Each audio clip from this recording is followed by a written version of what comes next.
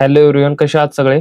तर बघा, आज आपण घेऊन आलेलो आहे लॅब अटेंडंट साठी प्रयोगशाळेमध्ये ऑटोक्लेव्हचा मुख्य उपयोग काय. तर बघा, ऑटोक्लेव्ह जनरली तुम्ही एक कुकर सारखी मशीन असते, कुकर सारखी एक मशीन असते ज्यामध्ये आपण काय करतो, निर्जंतुकीकरण करतो किंवा जे आपण काही इन्स्ट्रुमेंट्स वापरलेले, सपोज जे आपले कैची वगैरे हॉस्पिटलमध्ये असते बघा ऑटोक्लेव्ह.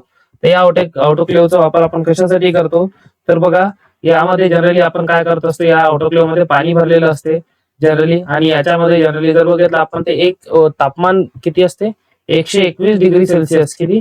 121 डिग्री सेल्सिअस वर आपण 15 ते 20 मिनिट काय करतो, त्या जे आपले हे करायचे, आपल्याला ज्यांचं निर्जंतुकीकरण करायचंय, ज्यात आपले जे भांड्यांचं किंवा जे आपले जे आहेत कैच्या वगैरे, तर यांचा जनरली आपण कशा करतो, निर्जंतुकीकरण दाबाच्या वाफेच्या दबावाखाली करत असतो. वाफेच्या दबावाखाली त्याचं तापमान किती असते, 121 डिग्री सेल्सिअस, 15 ते 20 मिनिटं. आणि अजून जर विचारलं तुम्हाला, तर हे किती असते तुमचं, 15 पास्कल्स. किती असते? 15 pascals, parts per square inch. त्याचा दाब किती असतो? 15 PSI. लक्षात ठेवा, 15 PSI हा त्याचा दाब असतो. PSI म्हणजे काय? Parts per square inch. इथं PSI चा लॉंग फॉर्म काय होईल तुमच्या? Parts per square inch. त्यानंतर जनरली तापमान त्याचं 121 डिग्री सेल्सिअस 15 ते 20 मिनिटासाठी. त्यानंतर बघा, प्रश्न क्रमांक 2, खालीलपैकी कोणते उपकरण सूक्ष्मजीवांच्या वाढीसाठी आवश्यक तापमान राखते? उपकरण सूक्ष्मजीवांच्या वाढीसाठी. तर बघा, जनरली जर बघितलं आपण, तर जसं तुमच्या जिथं आपण हे असते, कुक्कुट पालन असते, तिथं बघा अंड्यामधून आपण पिल्ले काढण्यासाठी काय करत असतो, जनरली त्याचं तापमान मेंटेन केलेलं राहते, जसं आपले पिवळे बल्ब लावलेले राहतात. तसंच बघा, आपण सूक्ष्मजीवांची वाढी पण एका मशीन मध्ये करतो, ज्याचं नाव आहे, त्या मशीनचं इन्क्युबेटर म्हणतो आपण. त्याला काय म्हणतो? इन्क्युबेटर. आणि या इन्क्युबेटर मध्ये आपण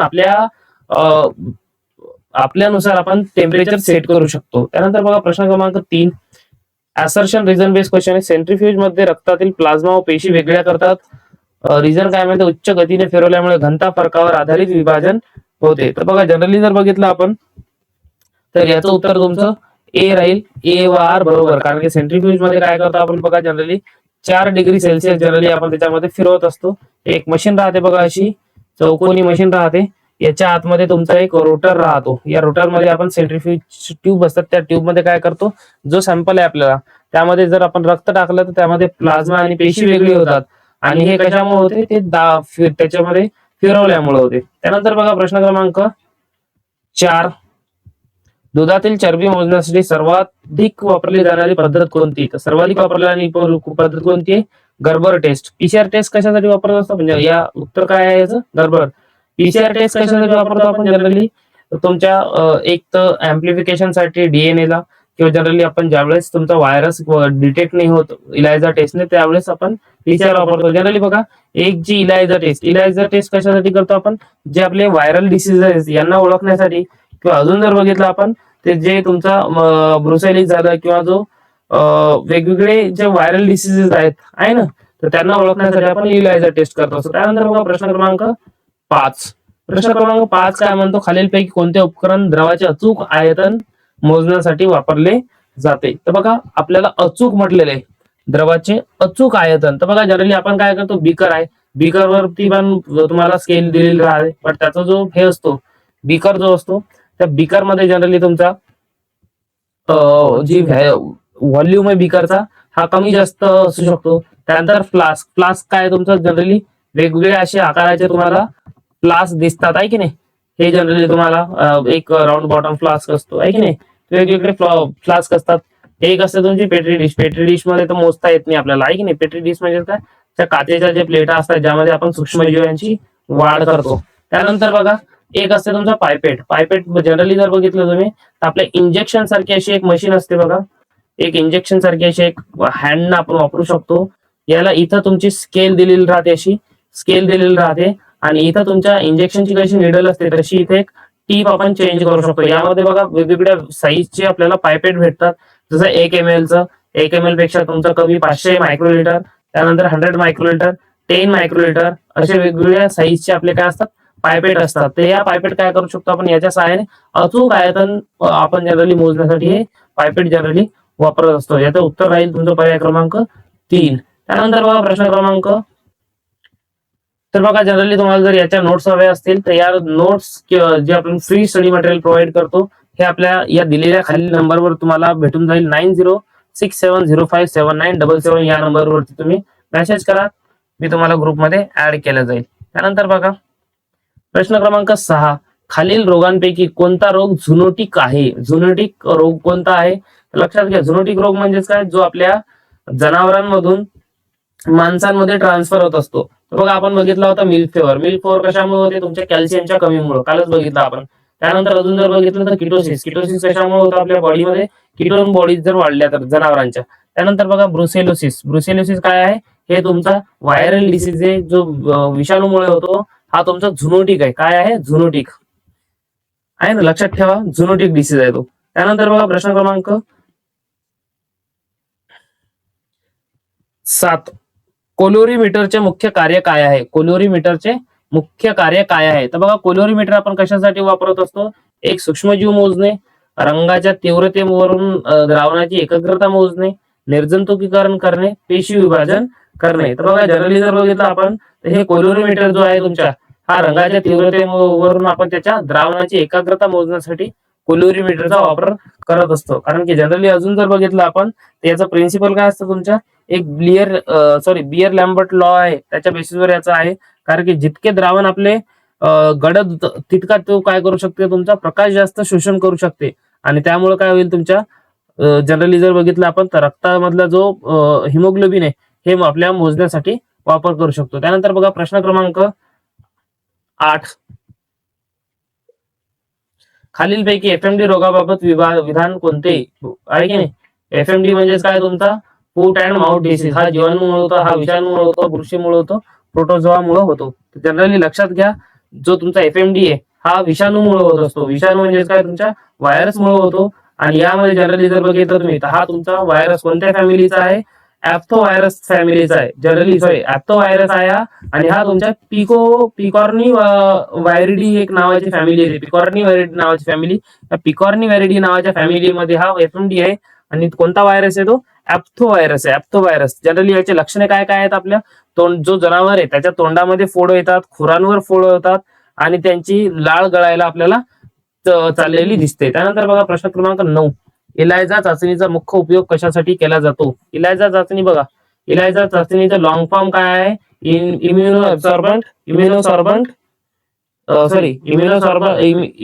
एन्झाईम लिक इम्युनोसॉर्बंट ऍसे. तर हे जनरली तुम्ही जर बघितलं तर व्हायरस डिटेक्ट करण्यासाठी आपण वापरत असतो. कशासाठी?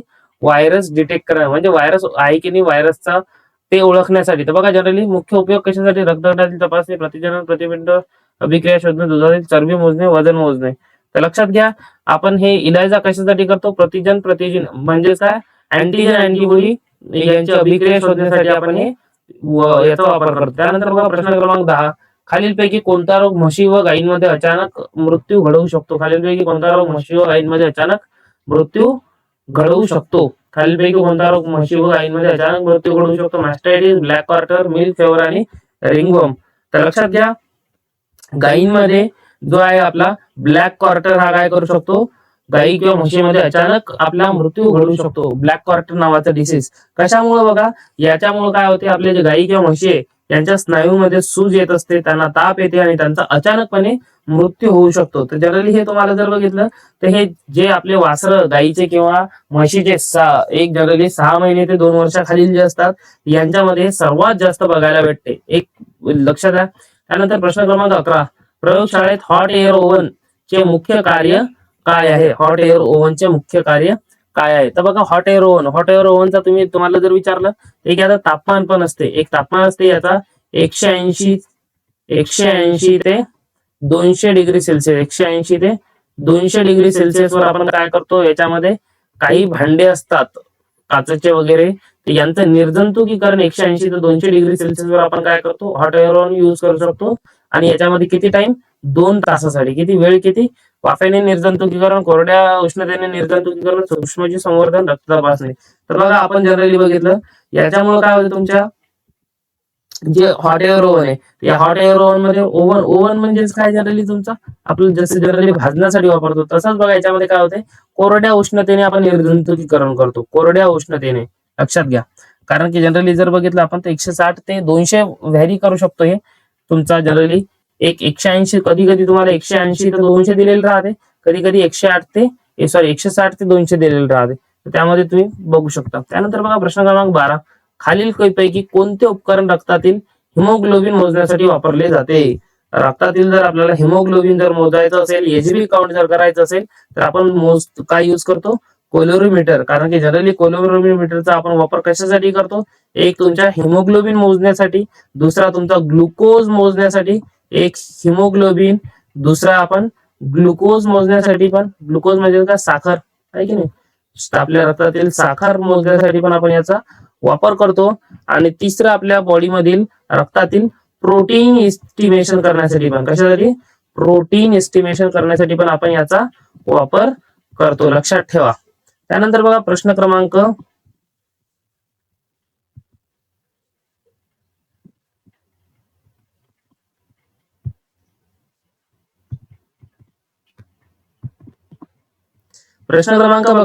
13, ऍसर्शन लॅमिनार एअर फ्लो कॅबिनेट मध्ये निर्जंतुक वातावरण तयार होते. रिझन हेपा फिल्टर हवेमधील सूक्ष्मकण काढून टाकतो. तर बघा लक्षात घ्या, लॅमिनार एअर फ्लो एक अशी मशीन असते बघा, जनरली पूर्ण काचेची बनलेली असते. लॅमिनार एअर फ्लो, या लॅमिनार एअर फ्लो मध्ये असं एक तुम्हाला इथं काय असते, एक हुड दिलेली राहते. या हुड मध्ये आपण काम करतो. हे हुड म्हणजे काय? जनरली आपला बेंच असतोय असा, इथं बेंच. याच्या मागच्या साईडला बघा, इथं तुम्हाला जनरली जाळी बघायला भेटते. आणि इथे एक तुमचा असा युव्ही लाईट लावलेला असतो. हा युव्ही लाईट काय करतो? जनरली आपण चालू करण्याच्या अगोदर 15 मिनिटं हा युव्ही लाईट चालू करतो. त्यानंतर काय करतो? आपण जो सॅनिटायझर युज करत होतो, तसंच आपण काय करतो? इथं 70% इथेनॉल हा जे आपला हुड आहे, हुड म्हणजे हा बेंच, हे पुसून घेतो. आणि त्यावर मग आपल्याला जो काम करायचं असते अँटीबायोटिकचं किंवा काही, ते हे तुमचं निर्जंतुक वातावरण होते. म्हणजे त्याच्यामध्ये तुमचं कोणतंच बॅक्टेरिया किंवा सूक्ष्मजीव नसते. आपण हे पहिलं ऑप्शन ऍसर्शन बरोबर आहे. आणि हेपा फिल्टर हवेमधील सूक्ष्मकण काढून टाकतो, तर बरोबर आहे. हेपा फिल्टरचं पण लॉंग हे बरोबर आहे. तर याचं उत्तर काय येईल तुमचं? ए व आर बरोबर, आणि आर हे त्याचं योग्य. कारण की जनरली जर बघितलं आपण, तर हेपा फिल्टर हवेमध्ये सूक्ष्मजीव काढून टाकण्यास मदत करतो. त्यानंतर जनरली जर बघितलं तर या हेपा फिल्टरची स्पीड विचारते बघा कधी कधी. तर हे किती असतं तुमच्या? जनरली जर बघितलं आपण, तर 2 ते 4 किलोमीटर पर आवर. 2 ते 4 किलोमीटर पर आवर याची काय असते? स्पीड असते या हेपा फिल्टरची. कारण की जनरली जर बघितलं आपण, या हेपा फिल्टर मध्ये काय असते तुमचं? हे जनरली इथं जाळी असते. ही जाळी काय करते बघा? आपली हवी जे आहे ते फिल्टर करून ट्रान्सफर करते. कशासाठी? कारण की आपण ज्यावेळेस इथं बसतो, तर मागच्या साईडून या आतमध्ये आपले जंतू गेले नाही पाहिजे, विषाणू, बॅक्टेरिया, सूक्ष्मजीव गेले नाही पाहिजे, म्हणून ते आतमधली हवा बाहेर फेकत असते. म्हणून आपण ते हेपा फिल्टर युज करतो. त्यानंतर बघा प्रश्न क्रमांक 14, दुधाचे विशिष्ट गुरुत्व म्हणजे काय? स्पेशल ग्रॅव्हिटी मोजण्यासाठी कोणते उपकरण आपण जनरली वापर करतो? तर बघा लक्षात घ्या, आपण मागे हा क्वेश्चन बघितला होता. स्पेसिफिक ग्रॅव्हिटी मोजण्यासाठी आपण लॅक्टोमीटर युज करतो. लॅक्टोमीटर, स्पेसिफिक ग्रॅव्हिटी. यामध्ये काय करता तुम्ही? लॅक्टोमीटरच्या द्वारे काही दुधामध्ये भेसळ आहे का ते पण ओळखतो आपण. आणि त्याच्या सोबत आपण त्याची भेसळ आहे का ते, आणि त्याच्या सोबत विशिष्ट गुरुत्व पण आपण त्याचं तपासतो. त्यानंतर बघा प्रश्न क्रमांक 15, खालीलपैकी कोणता रोग गाभण जनावरांमध्ये गर्भपात घडवून आणतो? तर लक्षात घ्या, आपल्या गाभण जनावरांमध्ये ब्रुसेलोसिस नावाचा हा जो व्हायरस आहे, हा काय करतो? जनरली लक्षात घ्या, गाभण जनावरांमध्ये त्यांचा गर्भपात करण्यामध्ये हा मेन रोल प्ले करतो. कारण की जनरली बघा, याचे प्रमुख लक्षण काय आहे? हा तुमचे लेट टर्म अबॉर्शन करतो. लेट टर्म अबॉर्शन म्हणजे काय? जे आपल्या गायी समजा आहे, एक जनरली गायी आहे किंवा म्हशी आहे किंवा जनरली आपल्या बकऱ्या आहेत, बकऱ्याची किती जनरली 5 महिन्यामध्ये डिलिव्हरी होते, तर जनरली 3 ते 4 महिन्यामध्ये हा काय करतो? त्यांचं अबॉर्शन करून टाकतो. किंवा जनरली गायीमध्ये जर बघितलं 7-8 महिन्यामध्ये, किंवा जनरली जर बघितलं तर याच्यामध्ये काय होतं? तुमचा एक इनफर्टिलिटी रेट पण हा काय करतो? तुमचा वाढवतो. इनफर्टिलिटी रेट म्हणजे काय? जनरली त्यांची गाभण राहण्याची जी क्षमता आहे ती हा कमकुवत करतो. त्यानंतर बघा प्रश्न क्रमांक 16, मायक्रोस्कोपचे रिझोल्युशन वाढवण्यासाठी खालीलपैकी कोणता घटक महत्वाचा आहे? तर बघा, मायक्रोस्कोपचे जे रिझोल्युशन जर आपल्याला वाढवायचे असेल, तर आपण काय करतो? त्याचं न्यूमेरिकल अपर्चर वाढवायला. न्यूमेरिकल अपर्चर हा मदत करतो. कारण की जनरली रिझोल्युशन हा डायरेक्टली प्रोपोर्शनल आहे आपल्या न्यूमेरिकल अपर्चर सोबत. कारण की जितका जास्त तुमचा न्यूमेरिकल अपर्चर राहील, तितकी जास्त आपल्याला प्रतिमा काय दिसेल? स्पष्ट दिसेल. हा तुमच्या ऍडव्हान्स लॅबोरेटरीमध्ये क्वेश्चन विचारला गेला. तर बघा त्यानंतर बघा प्रश्न क्रमांक 17, खालीलपैकी कोणता रोग लसीकरण कार्यक्रमांतर्गत नियंत्रित केला जातो? लसीकरण कार्यक्रमांतर्गत नियंत्रित केला जाणारा जो तुमचा रोग आहे तो आहे तुमचा FMD, म्हणजेच काय, फूट अँड माउथ डिसीज. हा तुमचा FMD जो आहे हा आपल्या लसीकरणाद्वारे आपण काय करतो, याचा नियंत्रण करतो. त्यानंतर बघा हा सेशन झाल्यानंतर तुम्हाला एक मॉक टेस्ट दिली जाईल, फ्री मॉक टेस्ट. ही फ्री मॉक टेस्ट तुम्ही सोडवू शकता. लगेच आपल्याला डिस्क्रिप्शन मध्ये याची लिंक भेटून जाईल. त्यानंतर बघा प्रश्न क्रमांक 18, हिमोसायटोमीटरचा उपयोग कशासाठी करतात किंवा कशासाठी होतो? तर लक्षात घ्या, जो हिमोसायटोमीटर आहे हा आपण पेशी मोजण्यासाठी वापर करतो. कशासाठी? पेशी मोजण्यासाठी. कारण की जनरली बघा हा तुमच्या आरबीसी म्हणजे काय, रेड ब्लड कॉर्पस्कल्स किंवा रेड ब्लड सेल्स जे आहेत यांचा मोजण्यासाठी वापर होतो. त्यानंतर जे WBC आहेत म्हणजे काय, व्हाईट ब्लड कॉर्पस्कल्स किंवा व्हाईट ब्लड सेल्स यांचा मोजण्यासाठी. त्याच्यासोबत सोबत हा हिमोसायटोमीटर आपले स्पर्म काउंट करण्यासाठी पण मदत होतो. स्पर्म काउंट लक्षात घ्या, आहे की नाही, जे आपण म्हणतो 300 मिलियन आहे किंवा 3 बिलियन आहे की नाही, तर हे मोजण्यासाठी पण आपण जनरली हिमोसायटोमीटरचा वापर करतो. त्यानंतर बघा प्रश्न क्रमांक 19, खालीलपैकी कोणता रोग मॅस्टायटिस टेस्टशी संबंधित आहे?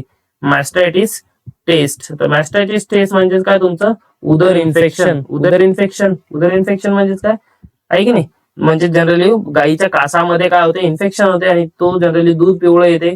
तर बघा उदर टेस्ट जनरली आपण याच्यामध्ये निदान काय काय आहे तुमचं, California mastitis test, CMT, SCC count, somatic cell count, generally milk, त्याचा जो मिल्क आहे तो आपण एक्झामाइन करू शकतो. असे वेगवेगळे आहे मॅस्टायटिस टेस्ट, आहे की नाही. त्याच्यामध्ये आपण California mastitis test, CMT taste बघितली. लक्षात ठेवा, CMT टेस्ट लॉंग फॉर्म काय आहे, California mastitis taste. California mastitis taste आपण याचा वापर जनरली याच्यामध्ये करतो. त्यानंतर बघा मित्रांनो प्रश्न क्रमांक 20, प्रश्न क्रमांक 20. तर बघा प्रश्न क्रमांक 20 बघण्या अगोदर तुम्हाला जर याचे जर नोट्स पाहिजे असतील आणि आपल्या मोस्ट इम्पॉर्टंट टेस्ट सिरीज जर हव्या असतील तर बघा आपण कॉम्बो ऑफर घेऊन आलेलो आहे. या कॉम्बो ऑफर मध्ये तुम्हाला नेट आपले जे नोट्स आहेत प्लस टेस्ट सिरीज या फक्त 99 रुपीज मध्ये अवेलेबल आहे. तुम्ही मला आपल्या व्हॉट्सअप नंबरवर टेक्स्ट मेसेज करा, मी तुम्हाला याची डिटेल्स शेअर करतो.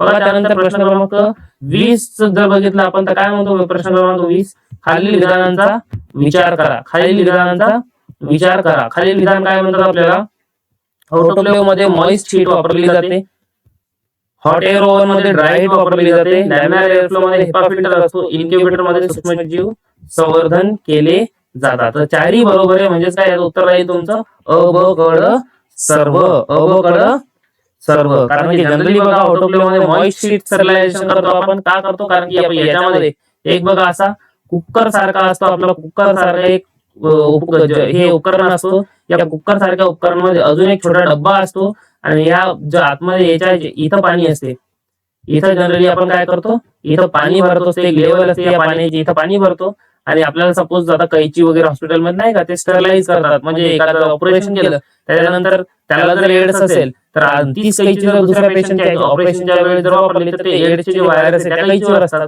तर त्याला दुसऱ्याला एड्स होऊ शकतो, आहे की नाही. तर त्या केसमध्ये आपण काय करतो, अगोदर एक ऑपरेशन झालं तर त्याला आपण निर्जंतुकीकरण करतो, त्याला आपण स्टरलायझेशन म्हणतो इंग्लिशच्या भाषेमध्ये. आपल्या लॅबमध्ये आपण या ऑटोक्लेव्ह मध्ये काय करतो, त्याला अगोदर स्टरलाइज करत असतो. लक्षात ठेवा, तुमचे जे इंजेक्शन आहेत किंवा जनरली बघा पहिले लोक काय करायचे, एकच निडल प्रत्येकाला वापरायचे, आहे की नाही. तर आता ते बंद केलेलं आहे आपण, आहे की नाही. किंवा आता कैची मध्ये ते शक्य नाही, एक ऑपरेशन केली की दुसरी कैची फेकून देऊ, आहे की नाही, ती कैची फेकून द्यायची दुसरी आणायची. मग काय करतो आपण त्या केसमध्ये, कैची झाली किंवा वेगवेगळे जे उपकरण आहे, आता बघा हॉस्पिटल्समध्ये काय करतात बघा, जे आपले ग्लोव्ज आहेत ते हे ग्लोव्ज पण काय करतात, स्टरलाइज करतात, आहे की नाही. तर हे ग्लोव्ज स्टरलाइज करतात आणि मी हॉस्पिटलमध्ये बघितलेले एक क्लोरीन सारखा व्हाईट पावडर असतो, त्या व्हाईट पावडर मध्ये वॉश करतात आणि मग ते परत रियूज करतात. 21 प्रश्न क्रमांक 21 काय म्हणतो, PCR पॉलिमरेज चेन रिएक्शन तंत्रज्ञानाचा मुख्य उपयोग कोणता? तंत्रज्ञानाचा मुख्य उपयोग कोणता? जीवाणूंची मोजणी, DNA ची अनेक प्रती तयार करणे, दुधातील चरबी मोजणे आणि रक्तदाब मोजणे. तर लक्षात ठेवा, जो प्रश्न क्रमांक 21 आहे तुमचा, हा 21 पॉलिमरेज चेन रिएक्शन. तर याच्यामध्ये लक्षात घ्या, तुमचा टॅग पॉलिमरेज असतो, DNA पॉलिमरेज असतो, यामध्ये वेगळे वेगळे एन्झाईम्स आपण युज करतो आणि काही केमिकल्स युज करतो. तर ही पीसीआर तुमची बघा 3 वेगवेगळ्या स्टेप्सने करतो आपण. याच्यामध्ये तुमचं अॅनियलिंग आहे, डिनॅच्युरेशन आहे आणि टर्मिनेशन आहे. 3 वेगवेगळ्या स्टेप्स आहेत. काल आपण बघितलं याच्यामध्ये जी तुमची एक पहिली स्टेप होती त्यामध्ये तुमचं बघा annealing 40 degree Celsius to 60 degree Celsius for 1 minute. त्याचा काय असतो टेम्परेचर असतं 40 टू 60 डिग्री सेल्सिअस आणि त्याचा 1 मिनिटासाठी किती 1 मिनिटासाठी अॅनियलिन आहे की नाही.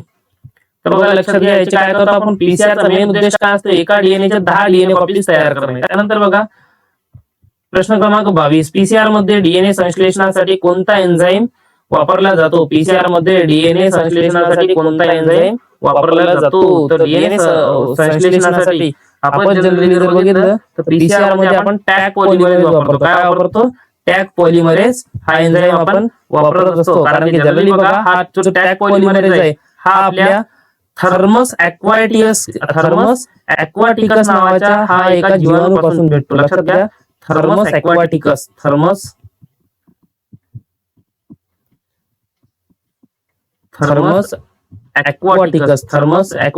नावाच्या एका जीवाणूपासून आपल्याला हा भेटत असतो. लक्षात ठेवा थर्मस ॲक्वाटिकस.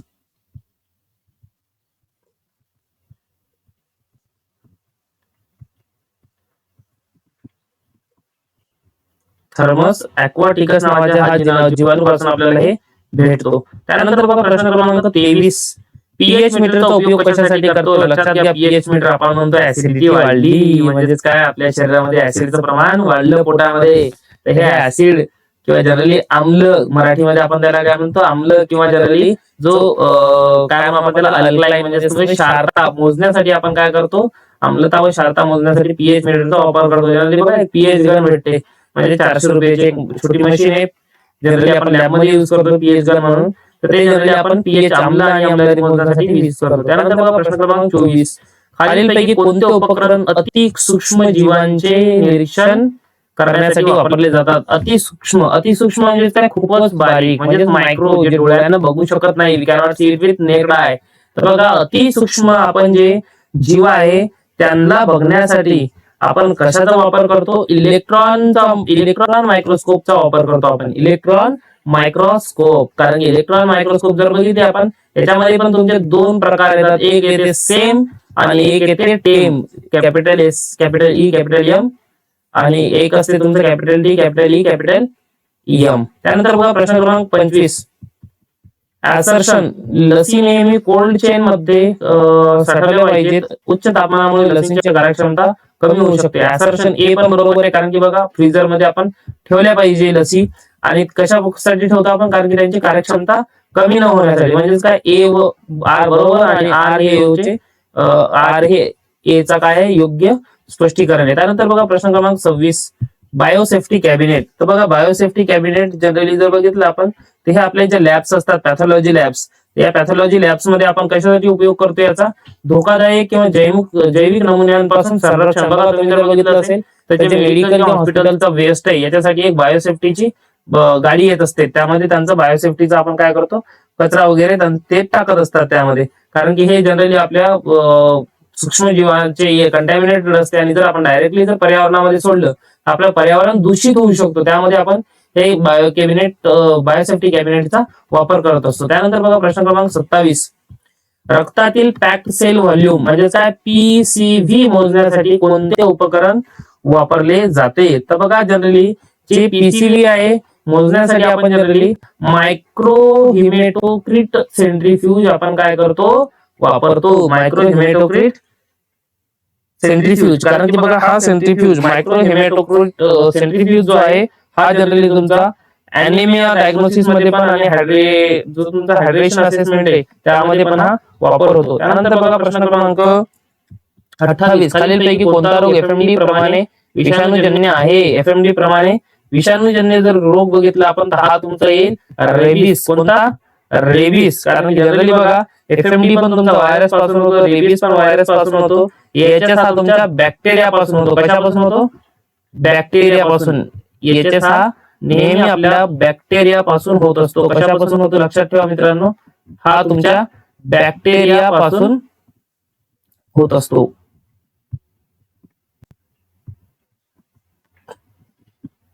त्यानंतर बघा बीक्यू हा जनरली तुमचा हा पण बॅक्टेरिया पासून होतो. एचएस आणि बीक्यू दोन्ही पण बॅक्टेरिया पासून होतात. आणि जो अँथ्रॅक्स आहे हा पण आपल्या बॅक्टेरिया पासून होतो. फक्त हा रेबीज आहे की जो आपल्या व्हायरसमुळे होत असतो. आणि जो आपला एफएमडी आहे तो पण कशामुळे होतो, आपल्या व्हायरसमुळे होतो. त्यानंतर बघा प्रश्न क्रमांक 29. प्रश्न क्रमांक 29 काय म्हणतो आपल्याला, हिस्टोपॅथॉलॉजी मध्ये उती म्हणजे काय, टिश्यू. हिस्टोपॅथॉलॉजी म्हणजे उतीचे जतन करण्यासाठी सर्वाधिक वापरले जाणारे फिक्सेटिव्ह कोणते. तर बघा जनरली सर्वाधिक आपले फिक्सेटिव्ह म्हणजे काय, जनरली आपले जे टिश्यूज आहेत यांना स्टोअर करण्यासाठी. बघा तुम्ही 11-12 ला ज्यावेळेस असाल किंवा तुमचं जर सायन्स बॅकग्राऊंड मधून जनरली आता सर्वजण लॅब टेक्निशियनसाठी किंवा लॅब असिस्टंटसाठी, लॅब अटेंडंटसाठी ट्राय करते. तर तुम्ही लॅबमध्ये बघितले असाल वेगवेगळे ऑर्गॅनिझम्स जसे तुमचे कॉक्रोचेस झाले किंवा फिशेस झाल्या, ह्या स्टोअर केलेले राहतात मेलेले. हे कशामध्ये करतो आपण, एक जनरली फॉर्मॅलिन. या फॉर्मॅलिनचा तुम्ही लक्षात ठेवा पर्सेंटेज किती असते फॉर्मॅलिन किंवा फॉर्मॅलिडिहाइडचा. 40% मध्ये आपण काय करतो, यांना स्टोअर करतो. 40% म्हणजे काय, 100 ml जर घ्यायचं असलं तर त्यामध्ये 40 ml फॉर्मॅलिन आणि 60 ml वॉटर इतकं याचं प्रमाण असते. 6:4 जनरली वापरलं जातं वॉटर इज टू फॉर्मॅलिन. तर हा फॉर्मॅलिन आपण वापरत असतो. त्यानंतर बघा प्रश्न क्रमांक 30. खालील विधानांचा विचार करा.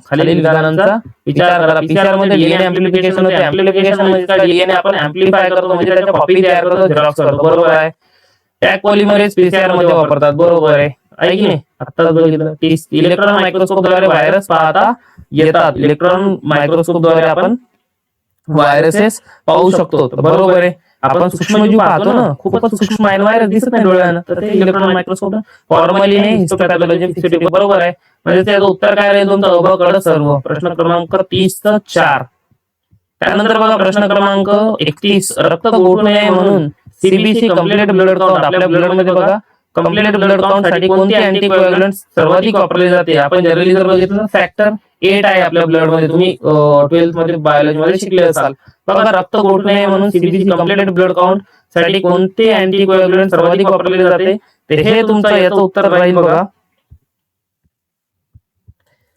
ईडीटीए. इथिलियम जनरली जर बघितलं आपण ethylene diamine tetraacetic acid. Ethylene diamine tetraacetic acid generally एक ईडीटीए. आणि एक ईडीबीएम आपण जनरली ते इथिडियम ब्रोमाइड ते वेगळं आहे. ईडीटीए आपण जनरली इथं वापरतो. ईडीटीए ब्लड आपलं गोठू नये म्हणून. त्यानंतर बघा प्रश्न क्रमांक 32. प्रश्न क्रमांक 32 काय म्हणतो आपल्याला, मायक्रोस्कोप मध्ये ऑइल इमर्शन ऑब्जेक्टिव्ह साधारण किती मॅग्निफिकेशन देते. हा आपल्याला मॅग्निफिकेशन जर 100x देते. प्रश्न क्रमांक 32 चं उत्तर राहील तुमचं 3. कारण की हे जनरली ऑइल इमर्शन आपल्याला 100x इमर्शन काय करते, रिझोल्युशन देते. त्यानंतर बघा प्रश्न क्रमांक 33. खालीलपैकी कोणत्या रोगाच्या निदानासाठी ट्युबरक्युलिन टेस्ट केली जाते. ट्युबरक्युलिनची टेस्ट ही आपल्या ट्युबरक्लोसिस साठी आपण करतो. कशासाठी, ट्युबरक्लोसिस डिसीज साठी. कारण की ट्युबरक्लोसिस जी ट्युबरक्युलिन टेस्ट आहे ही आपण जी आहे बोवाईन ट्युबरक्लोसिस साठी करतो. किंवा ही एक generally screening test generally TB झाली काय बघण्यासाठी. त्यानंतर बघा इलायझाचा लॉंग फॉर्म विचारलेला आहे.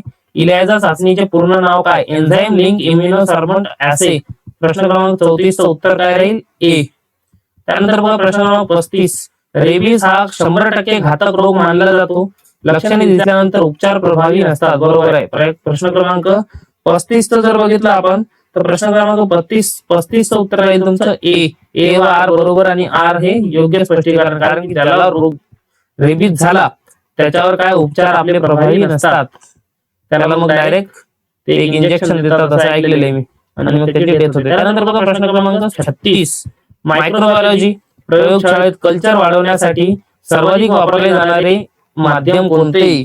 तर बघा आपण जे मायक्रोबायोलॉजी आहे या मायक्रोबायोलॉजीच्या लॅब आहेत यामध्ये सर्वात जास्त कल्चर वाढवण्यासाठी एक माध्यम यूज करतात जनरली अगार मीडियम. बघा हे एक पावडर असते जनरली आपण काय करतो, हा जर पाण्यामध्ये टाकला किंवा तो मीडियम मध्ये टाकला तर तो काय करतो, त्याचा जेल बनवतो. आणि हा तुमचा बनलेला असतो अगार पावडर